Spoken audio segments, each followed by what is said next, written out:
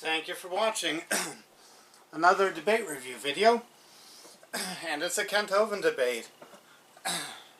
Those of you who watch my channel a lot know that that's what I do a lot of, so you're not surprised to hear that name Kent Hovind.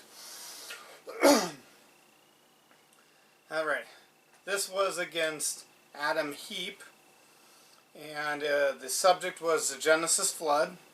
Even though there were a lot of tangents and a lot of times when the topic was strayed from. Standing for Truth acted as moderator, and he rarely needed to jump in and break things up.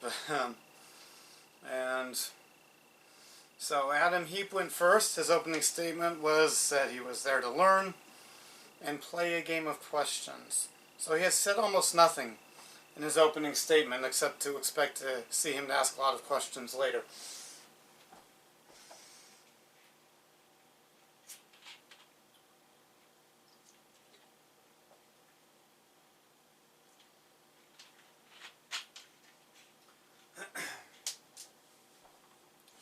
Kent did his opening statement. He quoted a dictionary definition of true. He quoted 2 Peter chapter 3 verse 5, which prophesies about in the last days scoffers who are willingly ignorant about the flood, the creation.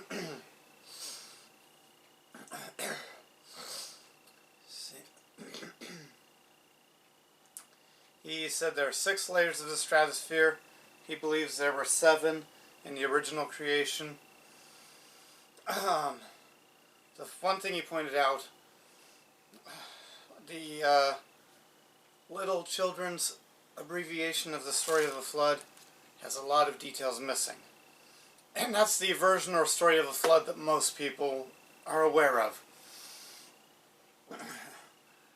There was a certain amount of rain, and in more days the water is still coming up. How could that be? That's because there was more subterranean water in the original creation. And that's where the water came from that flooded the earth. Let's see. He talked about how much water pressure is when there's a lot of rocks built on it. Thousands of pounds per square inch or thousands of tons per square inch. And he believes some asteroids in space are Earth material that got shot up during the flood when the Earth finally cracked and water shot up extreme pressure. And he believes that explains the craters, not holes all the way through, craters in the moon. There are more craters on the side of the moon facing the Earth than on the other side. He said that a lot of our mountains are probably the results of the Earth sliding around during the flood. Kind of like the way a rug will wrinkle up if you push it against the wall.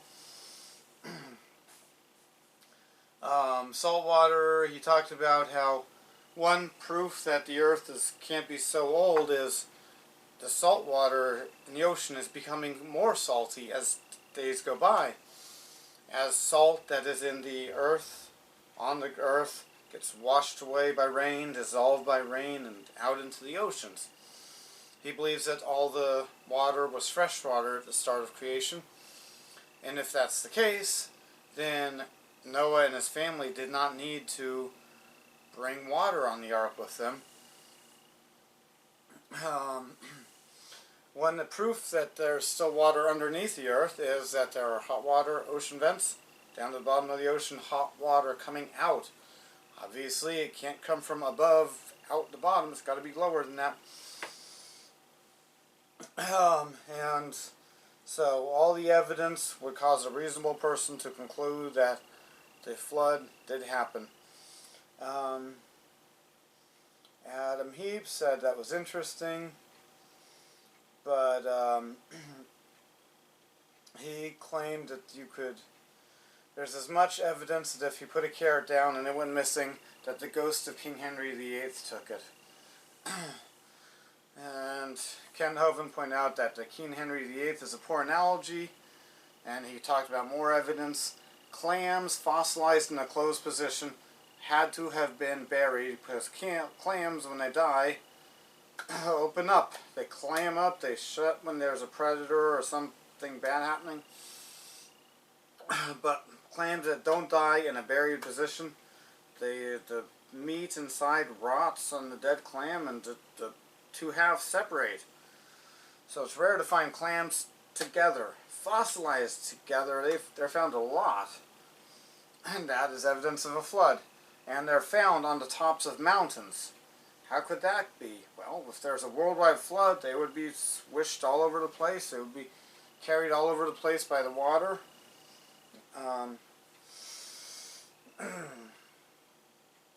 Let's see. And he pointed out that Grand Canyon is probably a washed out spillway. The water, the land around the Grand Canyon is lower where the water enters the canyon than it is at the end of the canyon. And that just cannot, that's proof against slow gradual erosion, because water doesn't flow uphill. But it would have to have flown uphill for the uniformitarian story about the creation of the Grand Canyon to be true. Okay. And Adam Heap said, evidence is facts that lead to one explanation. That's not too bad of a definition. The whole goal in researching things should be to narrow down the possibilities. Sometimes people make metaphors or analogies or comparisons between police criminal investigators. And there they find evidence to narrow down to one person so they can get that one person caught, arrested, prosecuted, convicted, and punished so society's safer. Let's see, but something could still qualify as evidence if it doesn't eliminate all the possibilities, but it gives you some of the possibilities.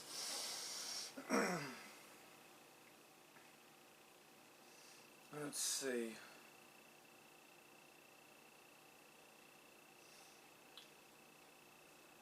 And he claims there's more than one explanation about how the clams got where they are. That was his way to strike back against Kent Hovind's claim about the clams. Kent Hovind pointed out that he is not demanding his beliefs to be taught in public schools at taxpayer expense in the science classroom. And so he doesn't have the same burden of proof as somebody who's claiming that their belief is scientific and so scientific it should be taught in science classrooms. And if Adam Heap really did run around telling people that the ghost of Henry VIII took his carrot, people would object to it.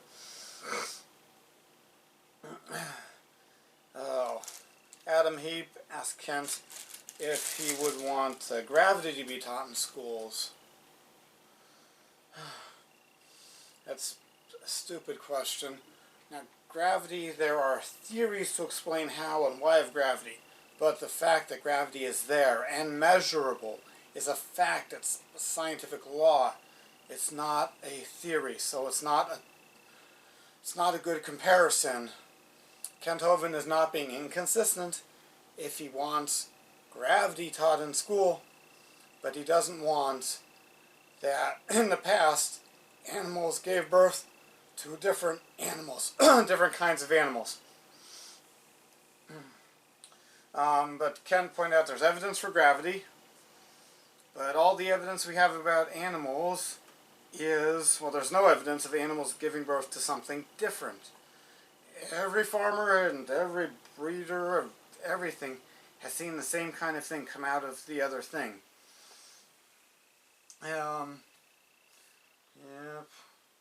Yeah, Kent Hovind pointed out there was no burden of proof.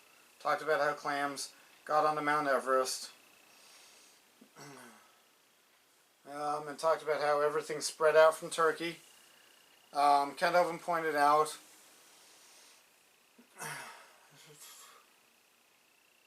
let's see, what did it not?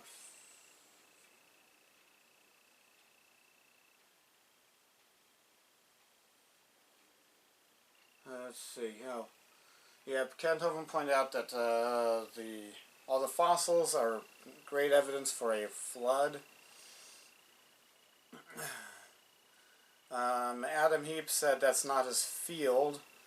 He was a herpetologist. He's got a master's degree in herpetology, I think he said. And fossils are not his field, so he wasn't going to be given answer or explanation about how those prove billions of years. Ken asked him if he's sure about billions of years, and he said he's certain. And Ken pointed out, if you say that you kiss a frog, it turns into a prince, we call that a fairy tale. But Adam Heap believes that if you give the frog enough time, billions of years, it will turn into a prince all on its own. And it's not a better explanation, it's still as much of a fairy tale. Okay, Ken pointed out that there's a lot of rounded gravel in the world, and one way to explain that is during the flood, the tides would be still going. The moon was still there pulling on the earth, but now there was no ground. The land masses of the earth stop the tides. It runs up in the landmass. But with the entire world being covered in water, that tide is going to be flowing over the whole earth. And the tide is still going to be pulling up and down and keeping the water moving. And so that explains the gravel. It's like a big rock tumbler. Right now the Earth spins 900 something miles per hour at the latitude that Kent Hovind is living at. And so the water would be going at 900 miles per hour. They talked about how big the Ark was. Adam Heap thought he had proof that the Ark story couldn't be true or the flood couldn't be true because he claims people can't build ships like that. And Kent did point out there was a ship that was really big and made of wood in the past that had problems because there were so many sails that the wind would hit the sails at different angles and twist the ship. But Noah's Ark was not a sailboat. Its only purpose was to stay afloat, not to go anywhere. And so it wouldn't have that same problem. Adam Heap claimed the story of the Ark is contradictory because of how many animals there are there. It's not contradictory. Noah took more of the clean animals.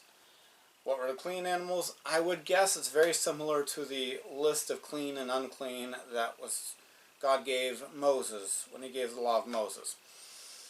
But, so the clean animals were the ones that would be used for animal sacrifices, and probably the ones that the other animals were going to want to eat.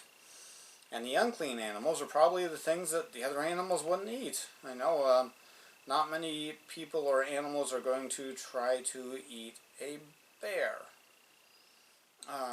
And so the bears, you wouldn't need to bring extra bears like you would need to bring extra deer and cows.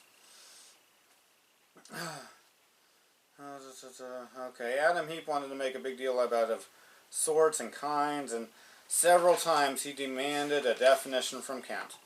And Kent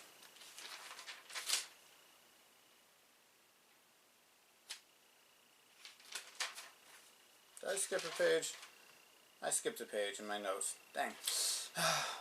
Okay, anyway, so Kent gave a good definition. Kent gave a definition of kind as in those which bring forth, make children together, and back in the original creation. He pointed out that the current system of classifying animals we use was created by Carl Linnaeus in the 1700s, and it's not the one God was using when the Bible was written. God doesn't have to use our same classification system. And yeah, let's see. So in the middle of all this, Adam Heap repeating the question that Kent answered and Kent answering again. Kent asked about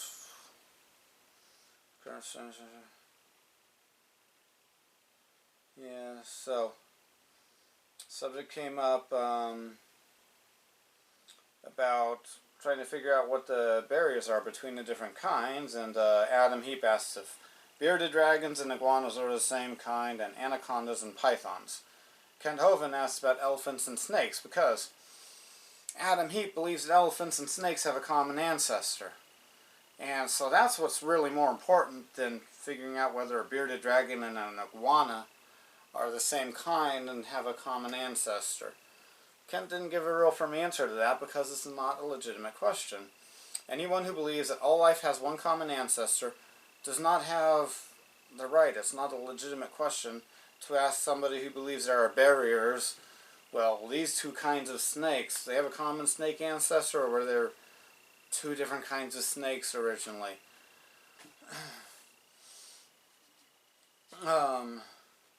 Adam Heap claimed there is an animal called Morgan eucodum. That is a furry reptile. Kent didn't know about it. He promised to look it up. I haven't had time to look it up.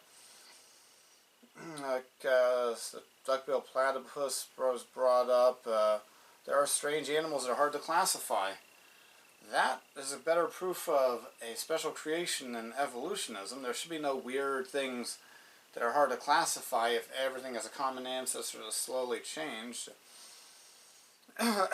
Kent pointed out that there should be, if evolutionism was true, we shouldn't be able to classify anything because there should be so many half animals. The half bear, half wolf, half cow, half bear. There should be things all mixed up so it would be hard to classify.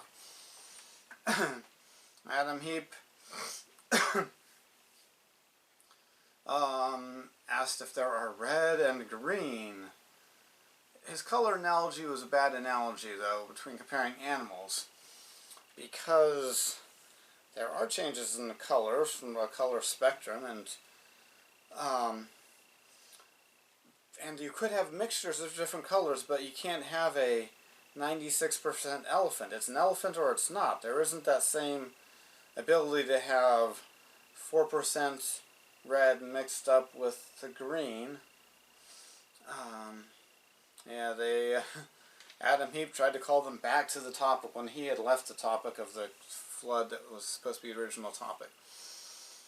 And Kent Hovind pointed out that Adam Heap was the one that brought up color, not him.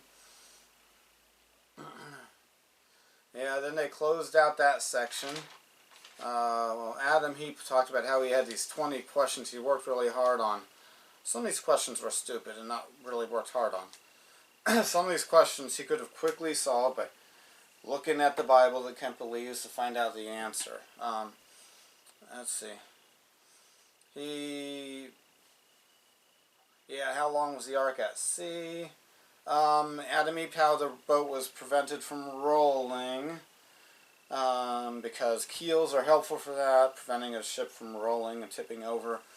And the Vikings were the first ones to have keels.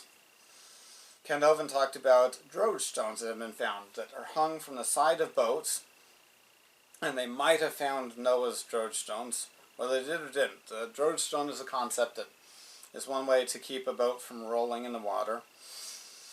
You hang these stones over the side, it gives weight, it helps the boat to get turned with the wind.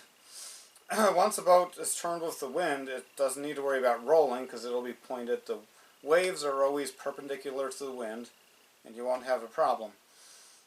Adam Heap described several different ancient boats, and Kent pointed out that Noah was 600 years old when he started building the ark.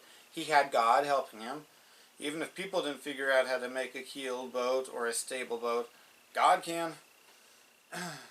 And one proof of the flood is 300 flood legends all over the world. Adam Heap brought up the Vikings again. He really liked talking about the Vikings. But that does not prove what technology was before the flood that societies had, and God could teach better technology than people have if it's needed. For an instance, like God's prophet Noah building an ark so they can survive the flood.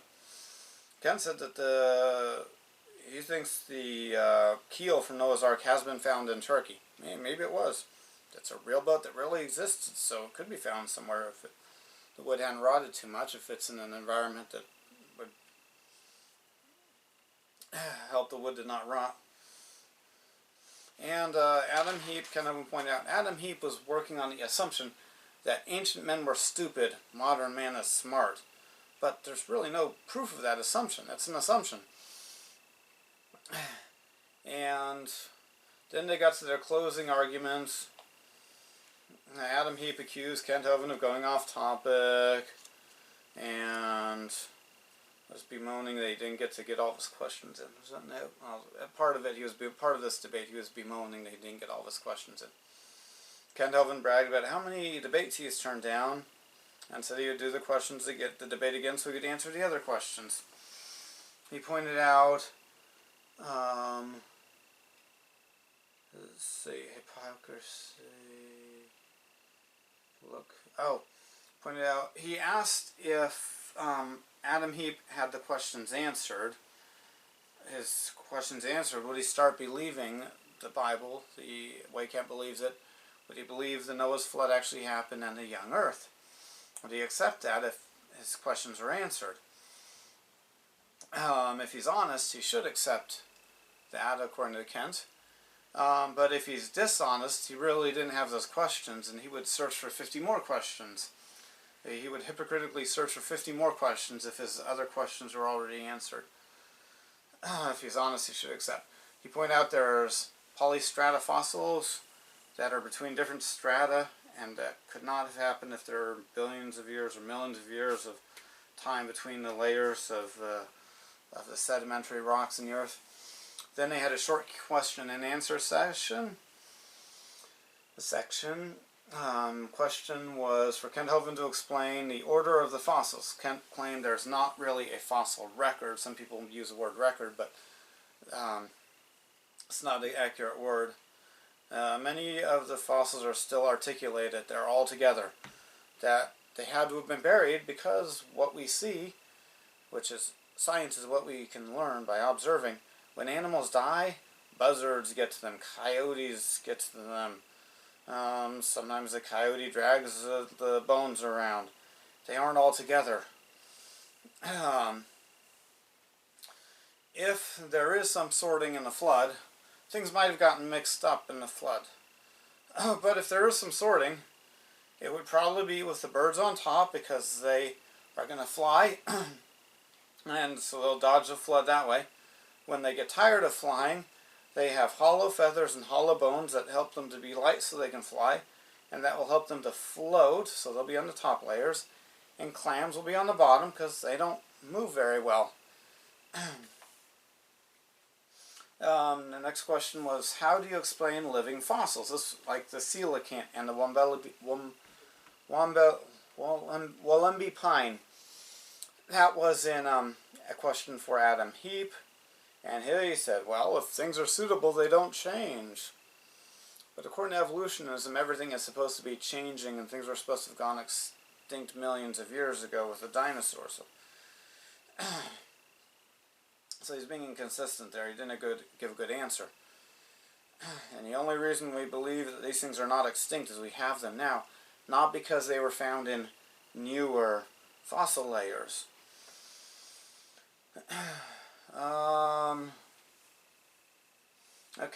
Next question was, how are day 1 and 2 literal days? This person that asked that question was worried about how can you have a day without the sun, because we know where the beginning and the end of our days because we see the sun rising. Kent said as long as something's spinning, once it's spun around one time, that's a day, so you don't need the sun for that. And Kent Hovind thinks maybe the sun came later to remind us not to worship it, because if the earth was made before the sun, then we should be discouraged by that fact from worshiping the sun and worship the creator of the sun. Next question was, how do you explain the sedimentary layers that have no erosion? Yeah, Grand Canyon there. It's straight, flat, no erosion. Millions of years with no erosion. Adam Heap said he's not a geologist. Kent Hovind chimed in and said those layers are from Noah's flood, and that's how they're flat. They were laid at the same time, just different densities of sand that made the different layers. Alright, and that's it for this video. Thank you for watching me review another I don't know if you could call this a debate, because Adam Heap had more questions than comments, but Kent had a good answer for every question he asked. So if we had to name a winner or a loser, it's Kent that won. And you have a good day.